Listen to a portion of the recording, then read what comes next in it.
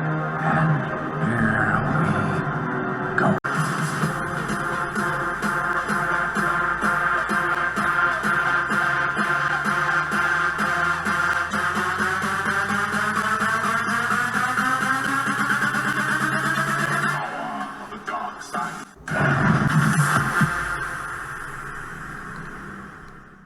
fought in the ring, and I do have hot blood, but it's usually hot blood when it deals with people being bullied.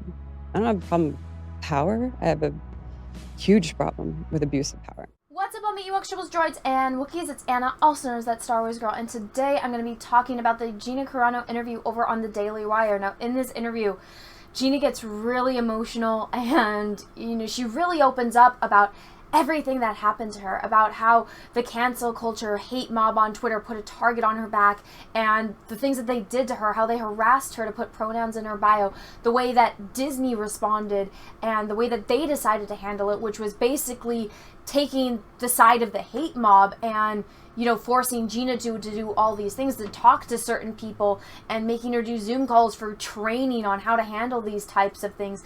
And then later on, wanting Gina to do a Zoom call with 40 people. All of, Gina says in this interview that she declined it because these were all people that she saw slandering her on Twitter and talking shit about her on Twitter and saying all of these vile things, and how going on a Zoom call with 40 people, all of which hate her and are just going to sit there and scream at her and say terrible things about her, how that is just unbelievably uncomfortable and unprofessional, and how she refused to do that, and how, she's all about seeing somebody and looking them in the eyes, when she did at first have to talk to the LGBTQ plus representatives from Disney, and how she did a Zoom call and she looked them in the eyes, and how they agreed with her that the things that she was saying, putting beep bop boop in her Twitter profile, how that's not transphobic at all. And they actually took her side and said, Disney, the way that they're handling this is stirring the pot. This is only going to make it worse. And then how later on, when the situation did get worse, because Disney did take the hate mob side,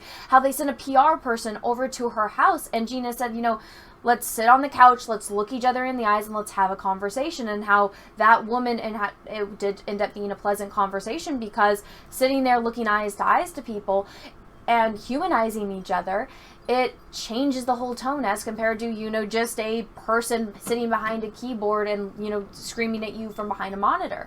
And, how this person, this PR woman, said basically the hate mob is going after you because you did something and they had an emotional response to the thing that you did, which is a negative emotional response. They didn't like what you said. You are responding with facts and logic. They don't like that. They don't respond to facts and logic. They want an emotional response to their emotional response. And Gina says, well, that makes absolutely no sense. And this coincides with my theory that these are all a bunch of ignorant children. That's why they have, 12 to 15 hour plus days to spend all of those hours on Twitter making multiple accounts and harassing someone. And Gina talks about that, how there is a lot of accounts that, they're just sock puppet accounts. It's the same person with 12 different alt accounts going and harassing her. And if you go look on Data Racer's Twitter, you can go see where he documented all of those tweets from all of the 12 different accounts, all saying the exact same thing, that is just copy and paste, because these people are spoiled rotten brats that are screaming at the top of their lungs. They're like a child screaming on the floor, pulling their hair out, rolling around in circles, just screaming at the top of their lungs, so that way mommy and daddy, or a grown-up, cough cough, Disney, will give them what they want. And instead of being an adult, instead of handling the thing that like any parent would do, treat them the way that they're acting, like a spoiled rotten brat. If you give a kid what they want when they're throwing a temper tantrum, what does that kid learn? What do they do from now on? Oh, I wanted this, and I threw a temper tantrum, and mommy and daddy gave me that, the thing that I wanted. So this is the way that they think, is that, oh, this is what I need to do to get the thing that I want. So what are they going to do? They're going to continue to do that. They're going to continue to throw a temper tantrum on the floor. They're going to continue to go and try to cancel someone, to go and harass someone, a woman, online for months, until the company gives them what they want. And that's exactly what Disney is doing. Disney is falling into the trap. They're treating a spoiled rotten brat that's screaming and throwing a temper tantrum, they're treating them like they're not doing anything wrong, and they're giving them what they want. It's called being a bad parent. It's also called being a fucking idiot when you're running a company and you're going to do that. Disney is all about hashtag the force is female, hashtag me too, hashtag believe all women, women are the best. Kathleen Kennedy is over on the Oscars channel doing a YouTube video where she's saying we need to break the glass ceiling, women are doing these amazing accomplishments, well, we need to pave the way and we need to do more things for women, unless we don't like the woman, unless, you know, there's a line in the sand and we are on this side and the woman is on the opposite side of us. Then we're not going to defend her. We're going to let the Twitter mob harass her. We're going to let other employees that are standing on our side, we're going to let them harass her, throw tomatoes at her, throw rocks at her. We're going to let them treat her like absolute shit, and they get absolutely no consequences because they are on this side of the line and she's on that side of the line. And Gina exposes this in this interview. She also talks, you know, kindly about people that, you know, were basically doing the same things that she was online, which is standing up for what she believes in, posting things about the things that she cares about or the things that she finds interesting, the things that, you know, compel her to think harder about certain subjects. And she talks about politics, even though I don't like talking about politics on my channel, but the only reason I am now is because it's why she got fired. She talks about how she was never interested in politics. This was her first year voting. She doesn't know anything about politics, or she didn't before, until she realized, hey, the world, in her opinion, the world is going to hell, especially in our country, and these things aren't making sense. So she finally got compelled to look into it further, and she took time out of her own life to go and do research, and then she decided to express herself. Now, there's other employees of LUCASFILM and Disney that are doing the exact same thing, but guess what? They're on this side, and she's on this side. And they're saying certain things. You know, Pedro Pascal was calling people Nazis if you voted for a certain political party, and he didn't get fired.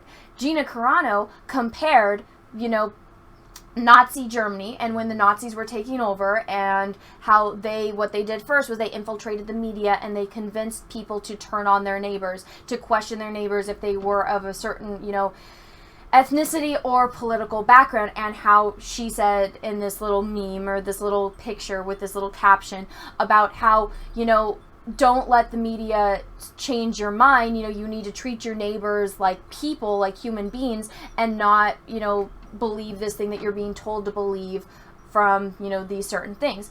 And, you know, even in this interview, people were accusing her of being anti-Semitic, which she's not. Heck, Ben Shapiro calls himself, you know, he's like the Jewish person he knows, and he said that there was absolutely nothing anti-Semitic about her little tweet thing. And it doesn't make any sense to him or to a majority of the population as to why she got fired over saying, hey, treat your neighbors like human beings, don't do, you know, what bad people in the past did, as compared to somebody like Pedro Pascal, who is literally tweeting that, hey, if you vote for this person, you are a Nazi. Two very different things that are being said.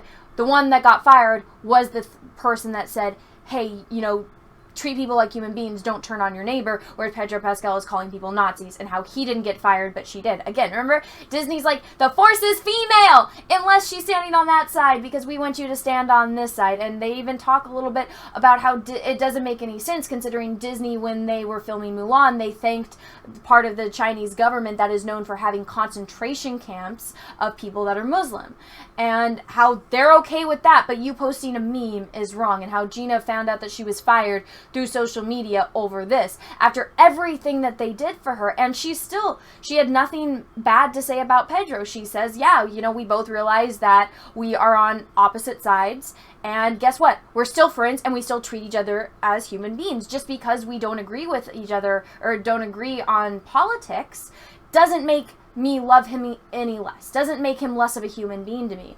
And Gina is so humble the way that she says this, and it actually is pretty heart-wrenching, because you would think, hey, it's kind of hard to, you know, sympathize with a celebrity because they're on a whole different playing field than, you know, us normies. And it's like, okay, well, yeah, it's hard for, you know, people to feel sorry for somebody like that, because it's like you have the world at your fingertips. But then the way that she talks about it, and how, you know, her life is getting destroyed by these weirdos out on Twitter that are throwing temper tantrums trying to get her fired because they don't like the things that she believes in, the things that she's tweeting. But it's okay if it they're basically saying the same thing, just about the opposite side when it's coming from them.